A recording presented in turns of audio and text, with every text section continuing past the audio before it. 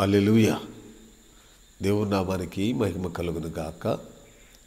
ప్రభునందు ప్రియ దేవుని బిడ్డలారా, ఈ సమయంలో రక్షకుడైన యేసుక్రీస్తు నామములో మీ అందరికీ కూడా శుభాలు తెలియజేయుచున్నాను.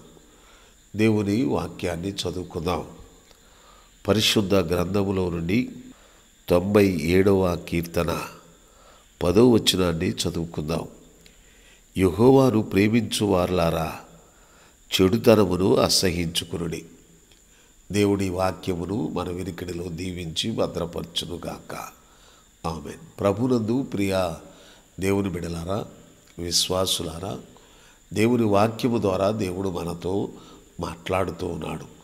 దేవుణ్ణి ప్రేమించేవారు, దేవునితో సహవాసం చేసేవారు, దేవునితో నడిచేవారు అనగా దేవుని ప్రేమను పొందే ప్రతి ఒక్కరు కూడా ఈ లోకములో ఉన్న చెడుతనాన్ని విడిచిపెట్టాలని, దాన్ని అసహించుకోవాలని దేవుని వాక్యము సెలవిస్తుంది.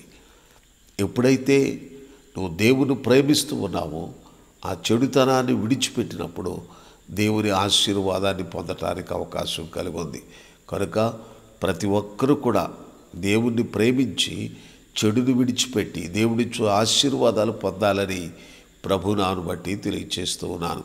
దేవుడి మాటలు మన వినికిడిలో దీవించి భద్రపరచునుగాక. ప్రార్థన చేసుకుందాం. మహోన్నతుడా, మహాగణుడా, పరిశుద్ధుడా, ప్రేమ కలిగిన తండ్రి యేసు ప్రభువా, మీకు వేలాది స్తుతులు స్తోత్రాలు చెల్లిస్తూ ఉన్నాము.